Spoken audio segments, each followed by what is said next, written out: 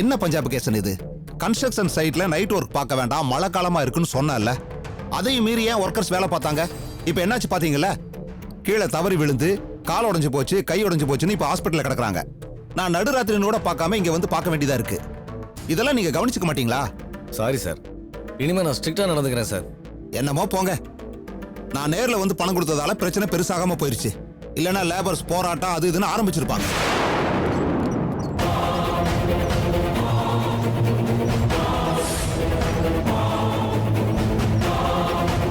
Sir, Vishwa மாதிரி இல்ல? Sir, அவர்தான் சார். வாங்க. விஸ்வாதான். விஸ்வாதான். விஸ்வாக்கு என்னாச்சு சார்? அது ஏன் சார், இவர் உங்களுக்கு தெரியுமா சார்? தெரியும் சார். இவர் பேரு விஸ்வா. என் கம்பெனில தான் ஒர்க் பண்றாரு. நீங்க? என் பேரு விஜயகுமார். இந்தாங்க என் விசிட்டிங் கார்டு.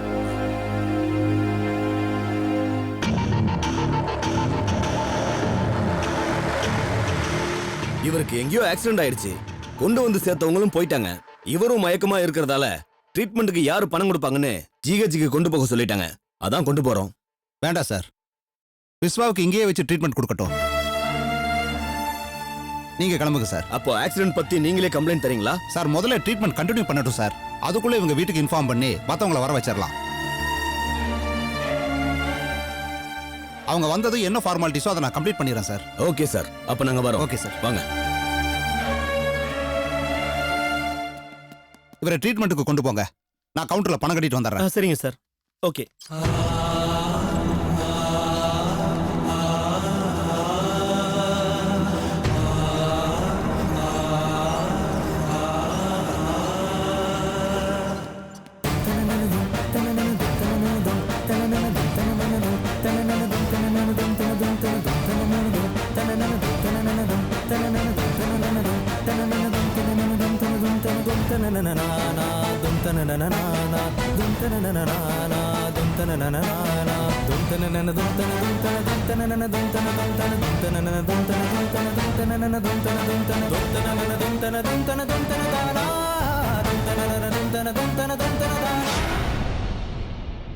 குழந்தையை கலைக்கணும். நீங்க எதை சாப்பிட்ட?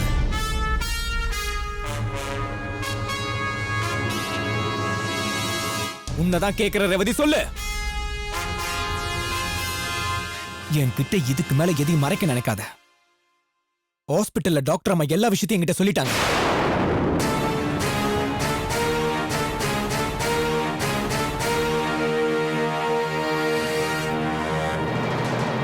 டாக்டர் கிட்ட வயித்துல இருக்கிற குழந்தை கலையிலையான்னு கேட்டிருக்க. அதை கவனிச்ச அவங்க என்ன தனியா கூப்பிட்டு உங்க ஒய்ஃபுக்கு குழந்தை பெத்துக்கிற விஷயத்துல விருப்பம் இல்லையான்னு டாக்டர் அம்மா கேட்டாங்க. குழந்தைய கலைக்கிறதுக்கு வேற ஏதோ சாப்பிட்டேன்னு வேற சொன்னாங்க. அதனாலதான் கேக்குறேன், சொல்லு. குழந்தைய கலைக்கணும், நீ ஏதோ சாப்பிட்டுருக்க. இனிமே என்கிட்ட போய் சொல்ல நினைக்காத. உண்மையை சொல்லு. சொல்லிட்டேன் மகேஷ், உண்மையை சொல்லிடுறேன்.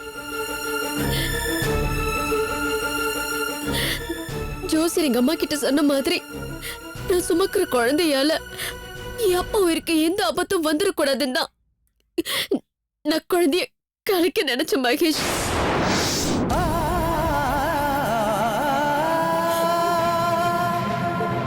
என்னால இந்த குழந்தைய சுமந்துகிட்டு இருக்க முடியல மகேஷ். ஒவ்வொரு நாள் வர வர என் அப்பா இருக்கு எப்போ எப்படி ஆபத்து வருமானு பயமா இருக்கு. அதனாலதான் இந்த கர்ப்பத்தை கலைக்கணும்னு நினைச்சேன். என் நிலைமை கொஞ்சம் புரிஞ்சுக்க மகேஷ். ரேவதி, நான் உன்கிட்ட பல தடவை சொல்லிட்டேன், எனக்கு நம்ம குழந்தை வேணும். அதை நீ கலைக்க கூடாது. மகேஷ், என் அப்பாவோட உயிருக்கு ஒரு ஆபத்தும் வராது. சும்மா ஜோசியர் அதை சொன்னா இதை சொன்னா அதையே சொல்லிக்கிட்டு இருக்காத. ஜோசியர் சொல்றது எல்லாமே உண்மையாகாது, தெரியுமா? இல்ல மகேஷ், எனக்கு இந்த குழந்தைய சுமக்க பிடிக்கல. அதனாலதான் மருந்து சாப்பிட்டு கலைக்கணும்னு நினைச்சேன். ரேவதி,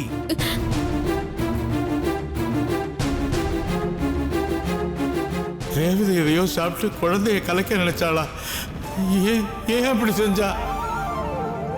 என் பயத்தை புரிஞ்சுக்க மகேஷ். இந்த குழந்தைய வாயை மூட்டு, நான் சொல்றதை மட்டும் கேளு.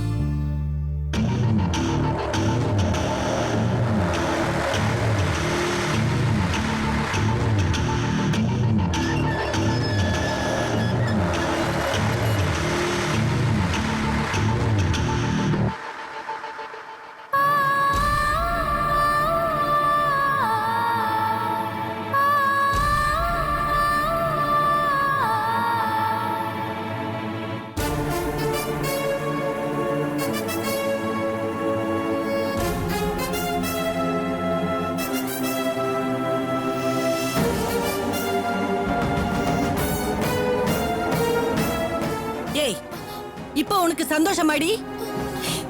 நேத்து வீட்டை விட்டு போன என் பையன் இன்னும் வீடு வந்து சேரல. போனை போட்டா போன் ஆஃப் வருது. நந்தினி வீட்லயும் இல்லைன்னு சொல்லிட்டாங்க. எங்க போனான்னு தெரியல. ஏய், எல்லாம் உன்னால தாண்டி. எப்ப அவன் கழுத்துல தாலி கட்டினானோ அப்பவே இந்த வீட்ல இருக்கிற நிம்மதி எல்லாம் போச்சு. நான் என்ன பண்ண ஆண்டி? ஏன் திரும்ப திரும்ப என்னையே குத்து சொல்றீங்க? என்னம்மா, உன்ன சொல்லாம வேற யார சொல்றது? நீ மட்டும் இந்த வீட்ல அடி எடுத்து வைக்காம இருந்திருந்தா இதெல்லாம் நடந்திருக்குமா? இத பார், என் பையன் மட்டும் திரும்பி வரல. இரு.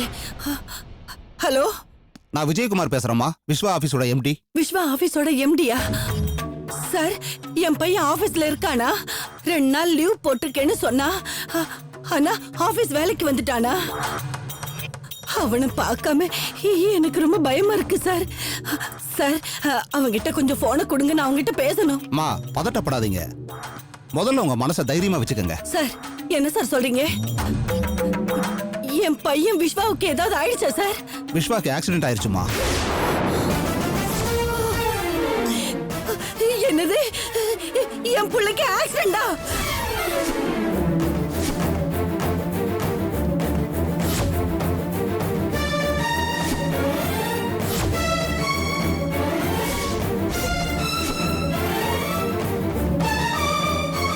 அம்மா, நீங்க ஒன்றும் பயப்பட வேண்டாம். ஹாஸ்பிட்டல்ல விஸ்வாக்கு ட்ரீட்மெண்ட் கொடுத்துட்டு இருக்காங்க. நீங்க கிளம்பி வாங்கன்னு சொல்றதுக்காக தான் ஃபோன் பண்ணேன். சார், சார், நான் இப்பவே வரேன் சார். நான் வைக்கிறேன். ஐயோ, ஐயோ, ஆண்டி, என் பிள்ளைக்கு என்னாச்சுன்னு ஆண்டி, தெரியல. ஆண்டி, என்னாச்சு ஆண்டி? ஏய், நான் சும்மா போறவளே, உன்னால விஸ்வா அடிபட்ட ஹாஸ்பிட்டல்ல இருக்காண்டி. அவனுக்கு மட்டும் ஏதாவது ஆச்சு, நான் உன்னை சும்மா விட மாட்டேன். பார்த்து பார்த்து வளர்த்த புள்ளையே இப்படி ஆக்சிடென்ட் ஆக வச்சிட்டியே. இதுக்கெல்லாம் அந்த ஆண்டவ சரியான கூலி கொடுப்பாண்டி. ஆண்டி, ஆண்டி, நானும் வர ஆண்டி. ஏய், நீ எங்கடி வர? நீ வந்தாலே ஆபத்து தாண்டி. இங்கே இரு. ஆண்டி, விஸ்வா.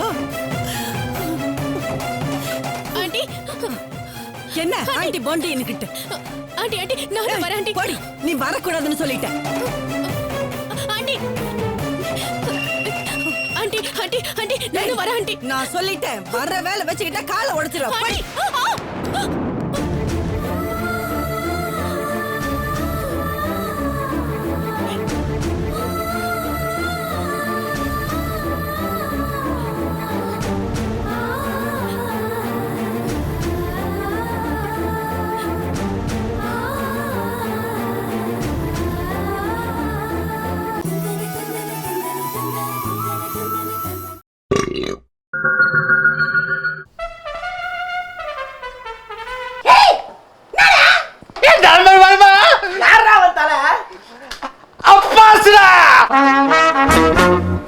என் தலை விரிச்சு ஃபேன் இருக்கும்போது என்னடா சவுண்ட்? உன் தலைவன் மாதிரி இல்லடா என் தலைவன். 2 படம் ஹீரோவை நடிச்சா போடல, சீரியலுக்கு வந்தா 2 வாரத்துல தூக்குறாங்க. கக்கூஸ் வளம்படத்துல அடிச்சு கம்பியா பண்ணிட்டா என் தலைவன். தெரியுமா உனக்கு? யாரு அவரு? எனக்கே அவரை பார்க்கணும் போல இருக்கு.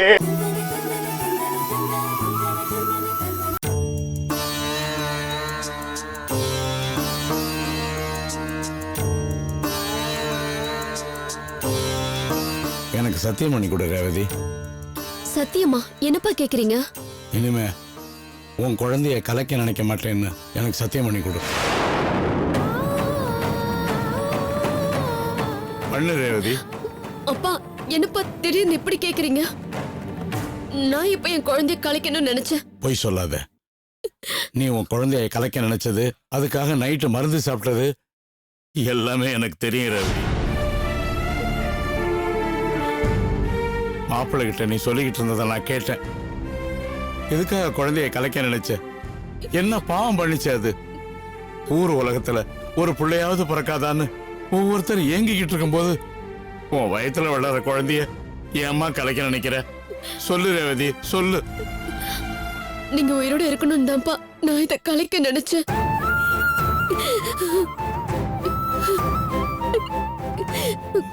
உங்களுக்கு எதுவும் ஆக கூடாதுப்பா.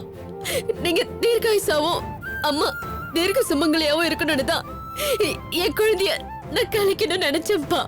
நீ என்ன சொல்ற? எனக்கு குழந்தை பிறந்தா உங்க உயிருக்கு ஆபத்துன்னு ஜோசியர் அம்மா கிட்ட சொல்லிருக்காரு. அதுதான்ப்பா சொல்றேன்.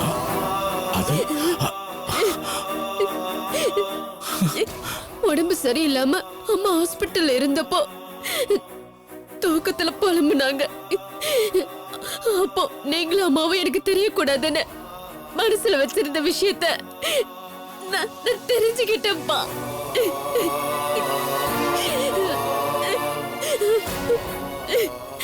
அம்மாவோட பயம் போகணும்னா எனக்கு இப்ப இந்த குழந்தை பிறக்க கூடாது.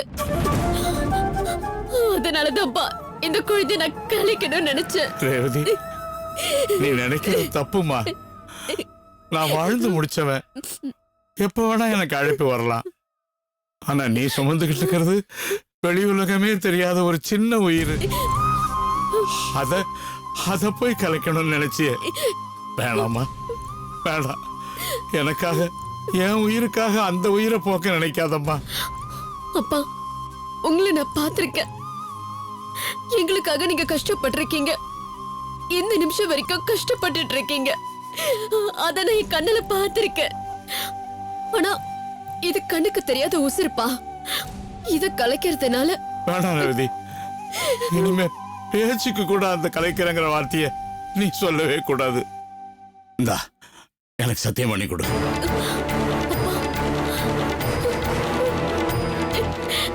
மாப்பிள்ள உனக்கு பிறக்க போற குழந்தை வேலை இவ்வளவு ஆசையா இருக்கார் தெரியுமா? இவ்வளவு நாள் கழிச்சு நீ உண்டாயிருக்கேன்னு என்கிட்ட எப்படி சந்தோஷமா சொன்னார் தெரியுமா? அவரோட சந்தோஷத்தை கெடுக்க போறியா? அவரோட விருப்பத்தை மீறி இதை நீ கலைக்க போறியா? சொல்லு ரேவதி, சொல்லு.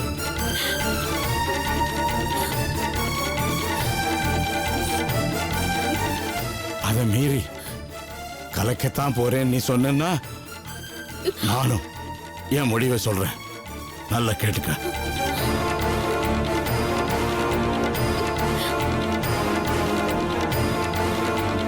இந்த குழந்தை உனக்கு பிறந்தா எனக்கு ஆபத்து நினைச்சுதானே நீ அதை கலைக்க போறேன்னு சொல்ற. அந்த சின்ன உசுறு போயிடுச்சுன்னா அடுத்த நிமிஷமே என் உயிரை நான் போக்கிக்குவேன்.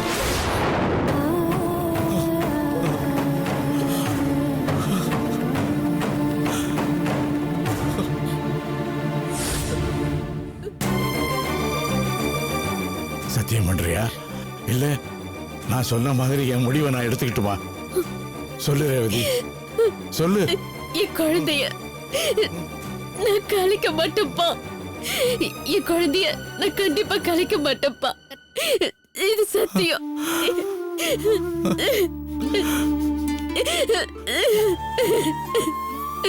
அழாத ரேவதி. ஆண்டவன் அவங்களுக்கு என்ன எழுதி வச்சிருக்கானோ அதுதாம்மா நடக்கும். அதை திருத்தி எழுத நாம நினைக்கவே கூடாது.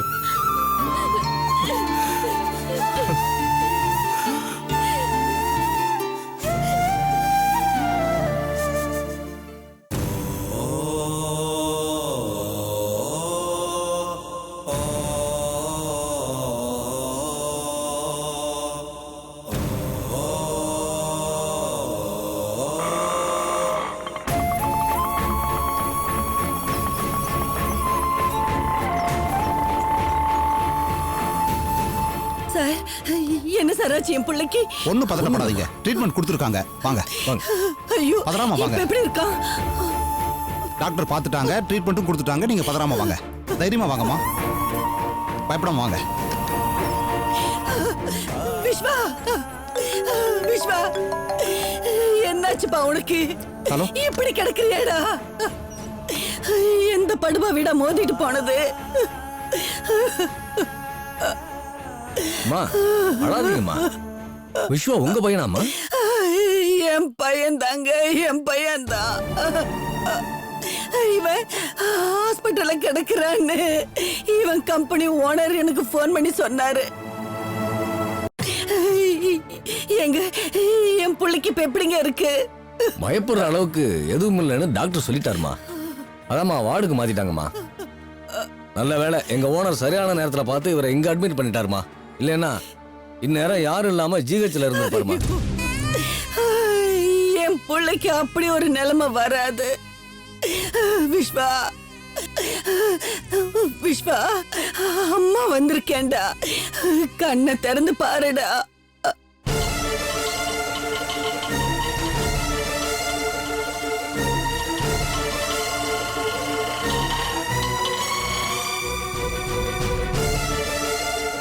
எக்ஸ்கியூஸ் மீ, எங்க விஸ்வான்னு ஒருத்தர் ஆக்சிடென்ட் ஆகி அட்மிட் ஆயிருக்காரே. லாஸ்ட் ரைட் போங்க. தேங்க்யூ. அம்மா, இவரை தொந்தரவு பண்ணக்கூடாதுன்னு டாக்டர் சொல்லியிருக்காருமா. கொஞ்சம் அமைதியா இருங்கம்மா, கண்ணு முடிச்சிருவாருமா. விஸ்வா, விஸ்வா, விஸ்வாக்கு என்னாச்சு? ஏய், இங்க எங்கடி வந்த நீ? எதுக்காக வந்த? உன்னைத்தான் நான் வரக்கூடாதுன்னு சொல்லிட்டு வந்தேன்ல. ஆண்டி, விஸ்வாவுக்கு இப்படி இருக்கும்போது என்னால எப்படி வராம இருக்க முடியும்? நீ வரக்கூடாதுடி. உனக்கும் விஸ்வாவுக்கு என்னடி இருக்கு? அம்மா, ஏமா இப்படி சண்டை போடுறீங்க? இவங்க யாரு? விஸ்வாவோட ஒய்ஃபா? என்னது? விஸ்வாவோட ஒய்ஃபா? இவ பாவி, படுபாவி. இவ கழுத்துல எந்த நேரத்துல தாலி கட்டினானோ என் புள்ள இந்த நிலைமைக்கு ஆளாயிருக்கா. ஏய், மரியாதையா இங்க இருந்து போயிடு, இல்ல நான் என்ன பண்ணுவேன்னு எனக்கே தெரியாது. ஆண்டி ப்ளீஸ் ஆண்டி, விஸ்வாவை நான் இங்க இருந்து பாத்துக்கிறேன். நீ என்னடி பாத்துக்கிறது? நீ என்னத்த பாத்துக்கிறது? 10 மாசம் சுமந்து பெத்த நான் இருக்கேன், நான் பாத்துக்குவேன். நீ முதல்ல வெளிய போ, போ வெளியே. ஏம்மா அப்படி பேசுறீங்க? கட்டின புருஷனை பொண்டாட்டி கவனிச்சாதானமா நல்லா இருக்கும். இந்தாம்மா, நீ வந்து உன் புருஷனை கவனிச்சுக்கம்மா. என்னது? இவ கவனிக்கிறதா? ஏய், போடி வெளியே போ. இவளை விட இவனை கவனிக்கிறதுக்கு என் நந்தினி இருக்கா. நான் போய் அவளை கூட்டிட்டு வரேன். இத பாருடி, நான் வர்ற வரைக்கும் நீ அமைதியா இருக்கணும். சும்மா அப்படி இப்படின்னு விஸ்வாவை ஏதாவது தொந்தரவு பண்ண, அப்புறம் நான் மனுஷாவே இருக்க மாட்டேன். சீ, போ.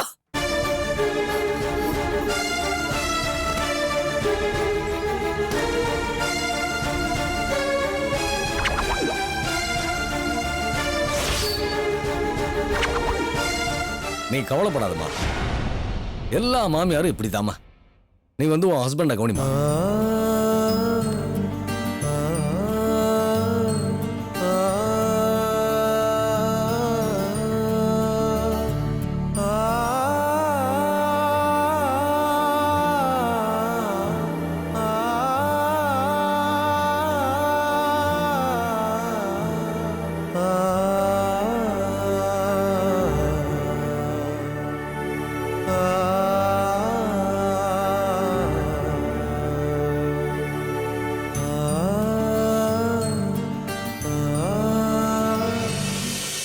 எம்டி சரியான நேரத்தில் உங்க ஹஸ்பண்டை பார்த்து ட்ரீட்மெண்ட் கொடுக்க சொல்லியிருக்காருமா. இல்லைன்னா பணம் கட்ட ஆள் இல்லைன்னு ஜிஹெச்சுக்கு கொண்டு போயிருப்பாங்கம்மா. அப்படி போயிருந்தா நீங்க இவரை பார்த்துருக்க முடியுமாம்மா?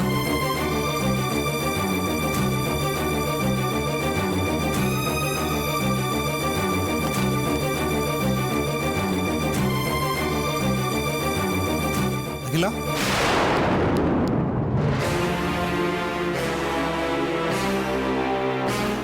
நீ எப்படி இங்க? இல்ல விஸ்வா. நீ வேலை போட்டு கொடுக்க சொன்ன விஸ்வாதாமா இவரு? ஆமா, இவரை பார்க்க வந்திருக்கே நீ, எப்படிமா? சார், விஸ்வாவோட ஒய்ஃபு சார் அவங்க.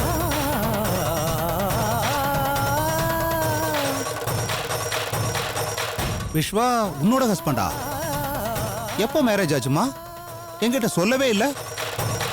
ரீசெண்டா ஆச்சா இல்ல முன்னாடி ஆயிடுச்சா? சார், அத நான் அப்புறமா டீட்டெயிலா சொல்றேனே. என் விஸ்வாவை சரியான டைம்ல பார்த்து ட்ரீட்மெண்ட் கொடுக்க வச்சிருக்கீங்க. ரொம்ப தேங்க்ஸ் சார். தேங்க்ஸா? என்னம்மா பேசுற நீ?